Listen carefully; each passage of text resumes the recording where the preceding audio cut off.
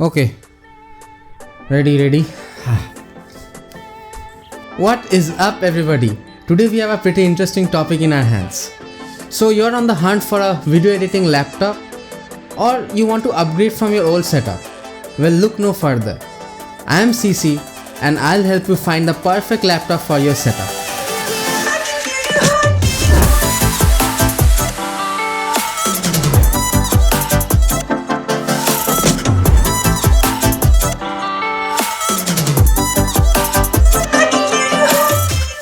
So look, my guess is you have watched thousands of videos on YouTube to select your perfect laptop for your editing needs.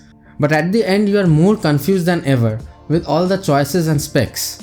This video will be a no-nonsense video.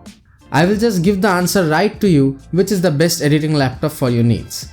So if you still haven't been able to guess it, it's the M3 Max MacBook Pro.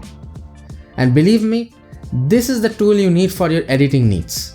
The MacBook Pro does come in various models, but I'll be revealing the specs you need in just a few moments. Now that the answer is revealed, I will tell you a few reasons why you should consider buying a MacBook Pro, and at the end of this video, I will show you live how this computer handles 4K, 8K, 12-bit RAW, 10-bit footage, so that you don't have to go anywhere else and you can make a solid decision right here, right now. You could skip to the section of your interest. So now that it's out of our way, let's get started. This beefy guy, see? This guy. This is the machine I've been rocking for the past few years. All the videos you have seen on this channel, I have made them in this bad boy. So this is the MSI GL65 Leopard.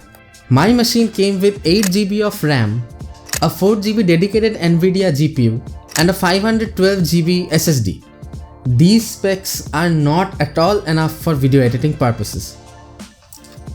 First of all, let's talk about the portability issues with these laptops. So in my research, I have discovered that if you want to buy a Windows laptop for editing purposes, the models available out there are pretty heavy. They are pretty hefty and bulky laptops. This bad boy is no exception. In my travels, I have to run and gun all the time. I don't know when a moment is going to come when I have to capture it at that instant. And according to me, MacBook will not disappoint you on that aspect. This is what comes with a typical Windows laptop nowadays. It's heavy, it's huge, and packing it is just a pain. And look what Apple has given. See? It's tiny. I was literally shocked when I saw this for the first time. It's so small and it's so easy to carry around. Believe me, it has been with me on my trips for the past few months and it's just amazing. Next up is something which is so important and 99% of people will not take this into consideration while buying a laptop and later regret it. And that's the screen. While editing, there are two things which you should keep under your consideration. First of all, the resolution of the screen. It has to be a minimum of Full HD.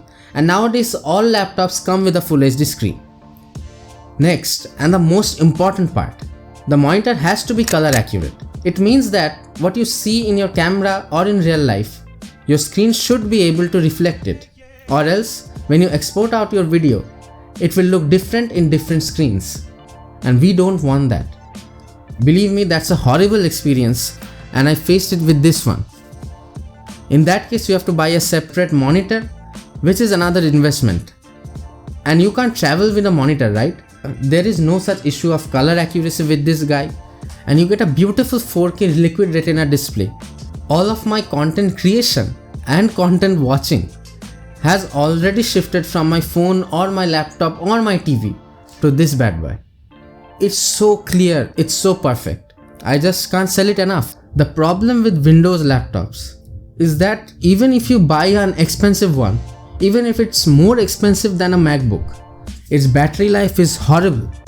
When I used to edit with this guy, you won't believe it, but after a few months of use, I was only able to get 20-30 minutes of battery life when I was editing. It was so frustrating constantly plugging in my laptop anywhere I went, and frankly it felt like I was walking around with a desktop. And it's the same with all Windows laptops, and this is where Mac takes an insane lead. There is no competition at all. MacBook, it's on the top of battery life. If I'm doing a very heavy edit, it lasts for 3.5 hours easily. I have never actually run out of juice in this thing. It just keeps going and going. The battery life does take a hit when you export a video, but still it will not run out.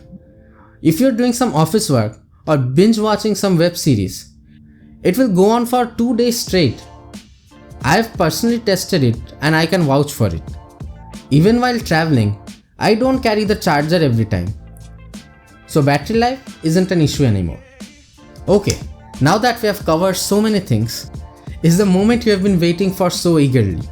It's time for the side-by-side comparison. But before we get started, do consider subscribing and hitting the like button. Okay then, let's get started. So I have opened up Resolve on my MacBook and we have 3 clips to test out today.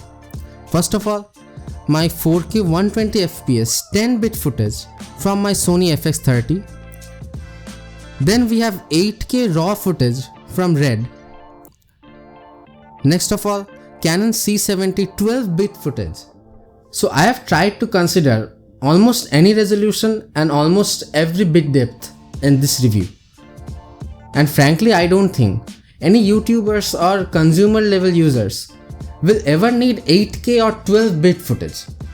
So I have set the timeline resolution to 4K and I'll do a scrub test with the Sony FX30 10-bit 4K 120fps footage.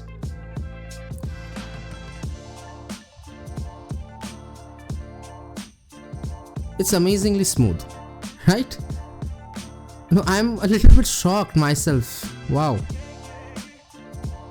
It's so better than my Windows laptop. Let's go for the 8K Red.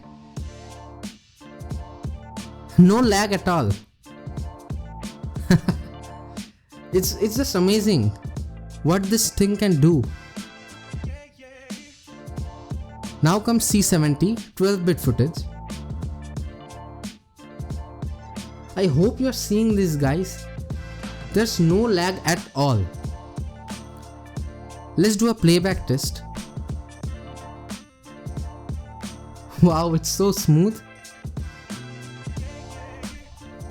Okay, let's apply some color grading. I wanna see what happens. By the way, do let me know in the comments below which laptops you are currently using or which laptops you wanna buy in the future. So I've applied my color grading LUTs on these footages and I wanna see if this machine is able to handle that. It's already on a 4K timeline and it's not at all an easy task to manage so many things. The Sony footage is blazing fast. Red is buttery smooth. Canon C70 as well. It's a 12-bit footage, guys. It's not a joke. This machine is so powerful. See? Even the scrubbing is so smooth. I'm just amazed. Okay, now let's go for the ultimate test. Noise reduction.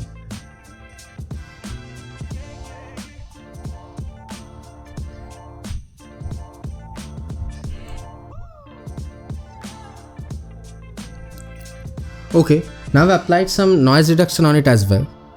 By the way, guys, how do you like my color grading now? Do let me know in the comments below if you like these LUTs. Now the footages are slowed down. The timeline is in 4K and I've applied a slight noise reduction. I can definitely see a lag. But I want to make an important point now. Realistically, at least in my editing style, I never edit in a 4K timeline. It's just impractical and puts too much pressure on your machine. So why do it? I'll just switch to a Full HD timeline and see what happens.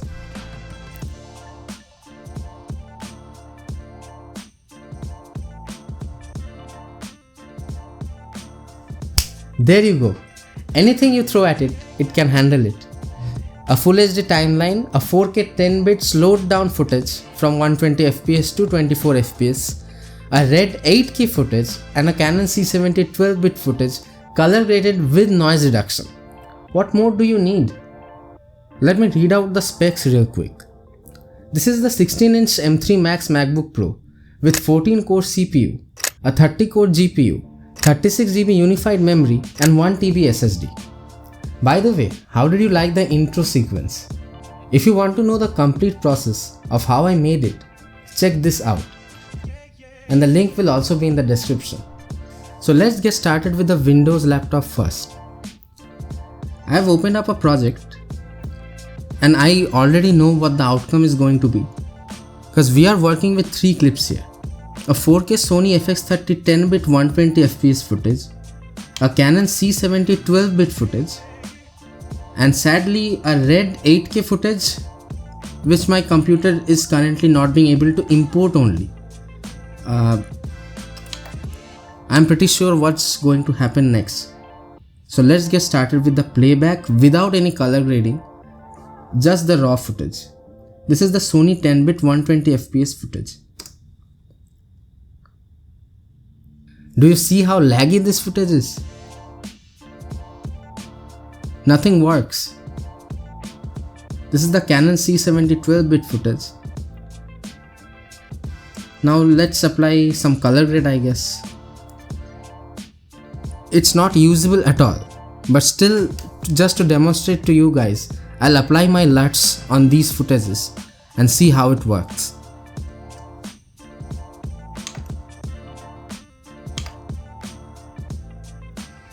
Do you notice the fan sound? It's coming from my Windows laptop. The Mac is totally silent. It's not distracting at all. You can already see that this machine has not been able to import the 8K footage till now. So that's that. Let's leave it there. The Sony 10-bit 4K footage is so laggy. When you have thousands of clips and a long timeline, every second counts. And when you become a professional, speed is necessary to you. And frankly, this kind of jittery footage isn't acceptable at all. I hope I was able to convince you, and even the hardcore Windows users. Believe me, I was a Windows user myself for the past, I guess, 10 years. But switching to a MacBook was the best decision I made for editing purposes. Although adapting to Mac after using Windows for so many years will take a week or 2, but after that it's just smooth going and all of your editing needs are met right in this machine. You don't need a PC, you don't need a desktop. So that was all from my side. Do consider subscribing and liking this video. I'll meet you in the next one. Till then, thank you, Dhanyavad.